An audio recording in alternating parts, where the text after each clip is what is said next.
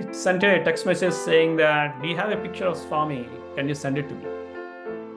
Then I wasn't sure. I really don't know him that well. So I hesitated, but in a week's time, I sent it anyway.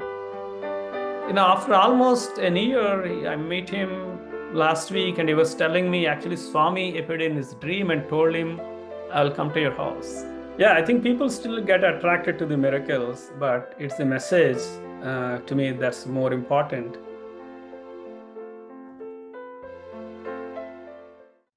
Sairam, dear listeners, welcome to Sai SOUL 100. Our guest today is Brother Sairam Tadigadapa, who is joining us from Richmond, Virginia. Brother Sairam, thank you for joining Sai SOUL 100. Sairam, to you and to all the listeners. Thank you. Please share your story. I always say my name is my biggest asset my parents gave me. I'm really thankful to my parents for that name, first of all. My parents named me after they went to Puttaparthi. But I didn't ever went to school in Puttaparthi, or I never attended any Bal Vikas programs. I was never part of any samiti going up in India. Actually, it's only after coming to US. First, we used to stay in Connecticut, in West Hartford. That's where it all started, my journey. It's almost early 2000. It started with my elder daughter was born, and my wife wanted her to get introduced to the SSC program, Bal Vikas. And so I was actually looking for a center in West Hartford area.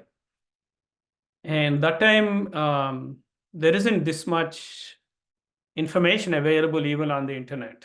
So it so happened that once I was driving from work to home, I missed an exit and take the exit, and there I see Prashanti Center. And I saw that, and they started Googling and finally found out their number, got in touch with them. And in fact, my first, almost the first introduction after I went to Puttaparthi when I was a kid was the SSC orientation. Like Swami says, my life is my message, right? And then the people who take the message and practice, they are the people who we look up to. But I wasn't active in the center, and I wasn't a teacher or anything, but I loved the bhajans though. We used to go Sunday mornings. Our Sunday was all spent in the center pretty much. Morning bhajans, afternoon have lunch, but then go back for the SSC program. It was spent that way. So number one is, his message that really attracted me. Number two, over a period of time, as I got engaged in the center, taking the kids, it brought certain discipline to the way we lived, right? So you had to get up early in the morning on Sunday, means you had to sleep early Saturday. So there's no other activities, and Sunday was planned around that. And, of course, then the kids, taking them for the practice sessions and all that became an integral part of life. And my kids started singing bhajans, and, that creates certain atmosphere in the house. In fact, my younger one used to listen to Swami bhajans when she was about to sleep. She'll put on bhajans in the iPod and sleep. So that created certain energy in the house. I went after many years, went to India once when my mother wasn't well. Then I went to Puttaparthi.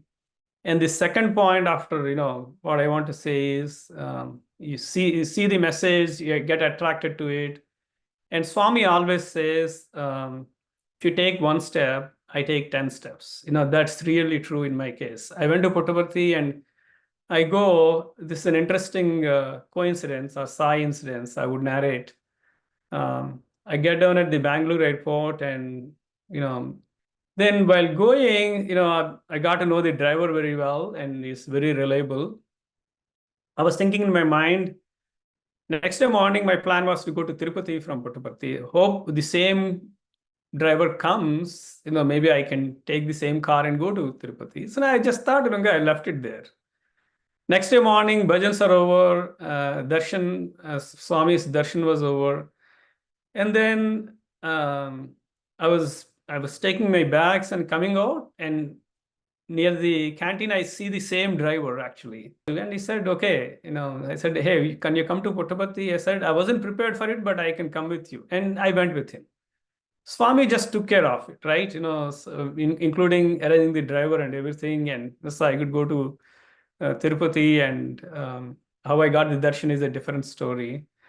So that's how it started. And then I started believing in, okay, as you get closer, Swami gets closer to you. It's up to you how you want to. It's your faith that really prevents you from getting nearer to him. That's the second thing.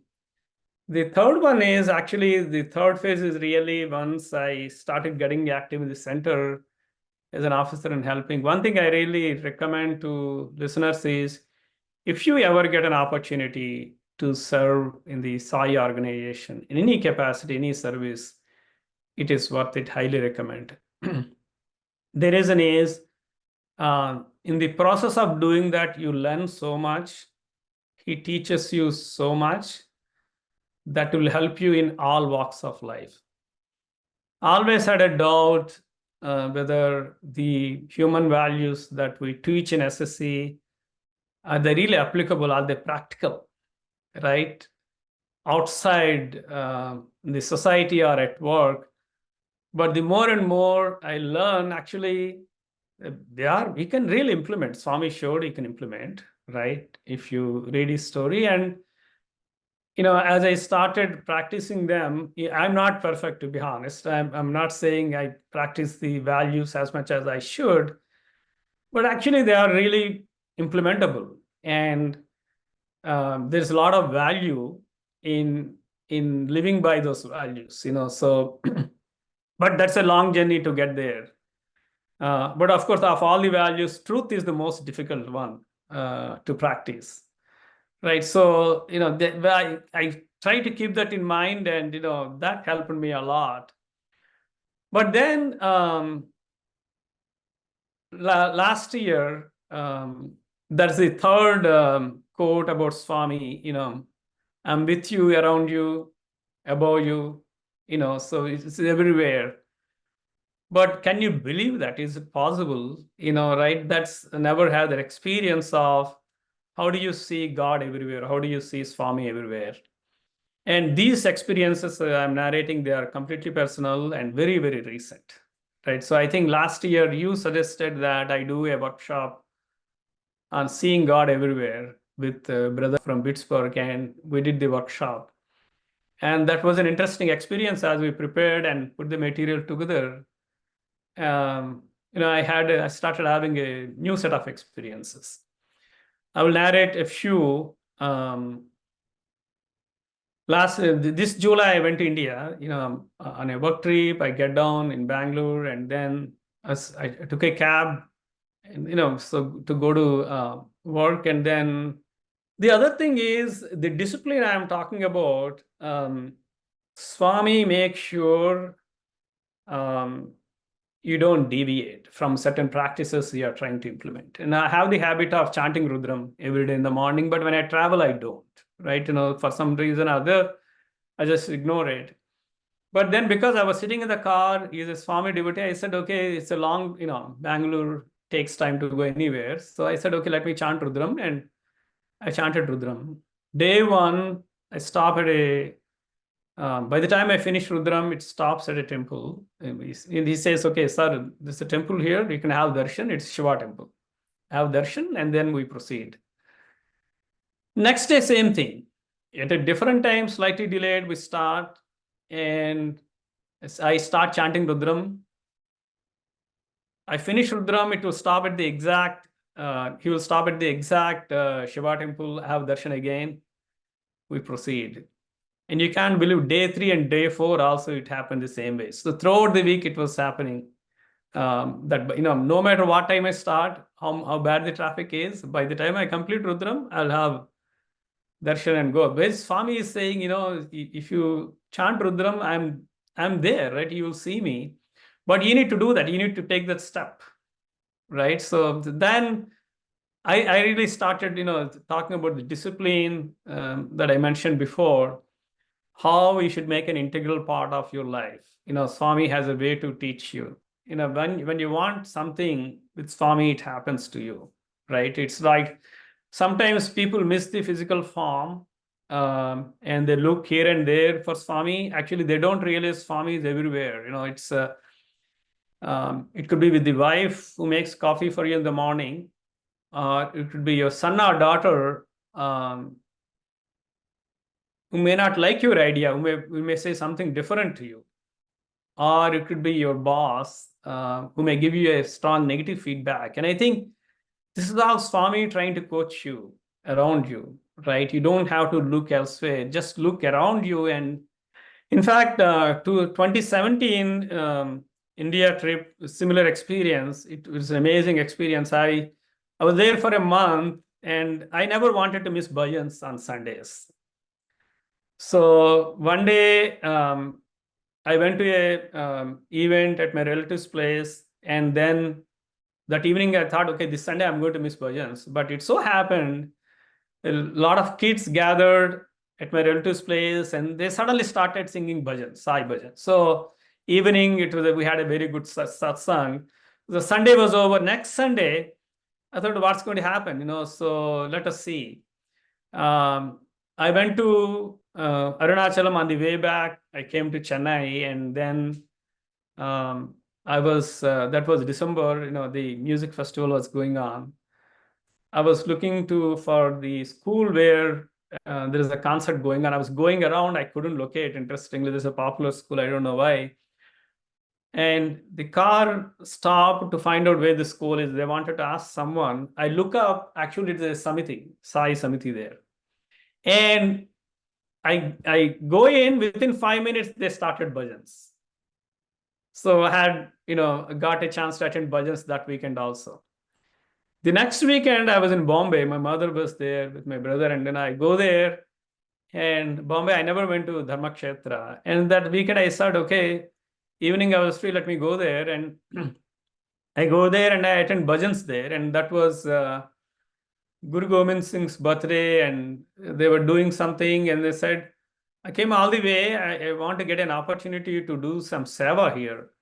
The moment I thought, they called me out of the 100 people assembled there, and they asked me to, they take a fan, and, they do the seva before the book, right? That's what they do in the Sikh religion. So I got a chance to do that. Then after the event is over, bhajans are over, they asked me to give flowers to everyone. I'm the new guy, I don't know why they asked me. So that's wonderful. So these are all opportunities that Swami creates for you. And same thing, once I started helping in the center, every time I wasn't sure whether I could do it, right? It's very hard. Helping in a center is not easy. So every time Swami helps.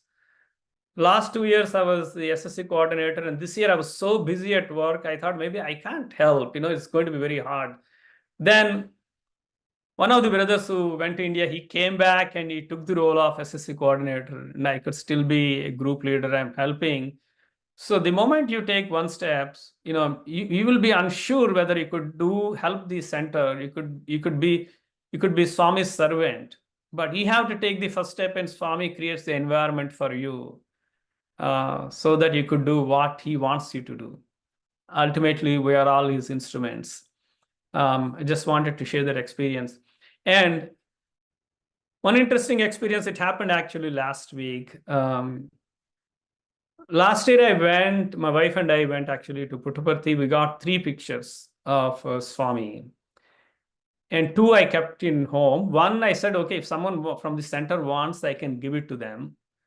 And it was lying there in the scroll. We didn't take it out.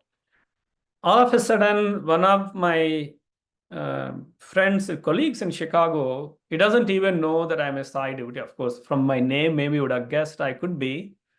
he sent a text message saying that, do you have a picture of Swami? Can you send it to me? Then I wasn't sure. I really don't know him that well. So I hesitated, but in a week's time, I sent it anyway. After almost a year, I met him last week, and he was telling me actually Swami appeared in his dream and told him, I'll come to your house. And then he was asking around, and he tried, and then he sent me a text message, and I happened to have extra picture of Swami that I could send. Right. So it's about your faith, and you don't really have to miss Swami's physical form. As long as you have the faith, you will see him everywhere. That's one important lesson that I learned through this experience. Sairam, Brother Sairam, such a beautiful set of journey that you narrated here. It started with Swami, your parents going to see Swami and then naming you as Sairam. But although you were not actively participating in Sai activities while you were there, but when you moved to the US, is when you started when you started hearing Swami's calling. Right, but it's interesting, right? You don't have to be near Swami to have Swami close to you, right? Physically near Swami for Swami to be close to you. So he came to you, and I love the fact that you were attracted to his messages, and you started seeing Sai incidences everywhere, right? Quite interesting that you facilitated a workshop for the retreat on seeing Swami everywhere, right? And that was so applicable for you because you genuinely started seeing Swami in every incidences that was happening. And Swami's presence was seen many, many times. I also love the fact that you mentioned that when your intentions are pure, Swami will deliver. And you were doing Rudram every day. Swami still made you do your Rudram in the car. So, and you would stop at a temple and get Shiva's darshan, very, very appropriate timing. And then, of course, when you wanted to have bhajans and you have love for bhajan, and Swami creates opportunity for you to attend bhajans, even when you're on vacations or not in your regular home. So when your intentions are there, when you put that one step towards Swami, he definitely responds. And the most important thing is that you recognize the fact that he's responding. Right. I don't know if I am seeing God everywhere, but probably Swami is appearing probably when I need it, right? That's his love. I can't say that I'm anywhere close to seeing God everywhere or implementing any of the human values the way I should. Life sometimes you are delivered some difficult choices or difficult situations or difficult feedback, and you're taking that as, well, Swami wants me to learn something from this, right? So you are seeing Swami in this, and I think that's a powerful message for all of us to take on, to try and remember Swami at the times that are particularly difficult. Yeah, I think people still get attracted to the miracles, but it's the message to me that's more important. Miracles probably the first step to inculcate that faith. But ultimately, as Swami said, my life is my message. And in fact, I strongly feel of all the things that a center does, SSC is the most important program because that's how it sustains Swami's message for generations. Yes, through SSC. Yes. So SSC is Sri Satya Sai education. Yes. So yeah, thank you. Sairam, brother, thank you for joining Sai Soul 100 and for sharing your story. Thanks so much, Prabha. My Sairams to you and to all the listeners. Thanks so much for giving the opportunity. Sairam, dear listeners, thank you for listening to Sai Soul 100 with Brother Sairam Tadigadapa. I'm Prabha Swaminathan. Until next time, Jai Sairam.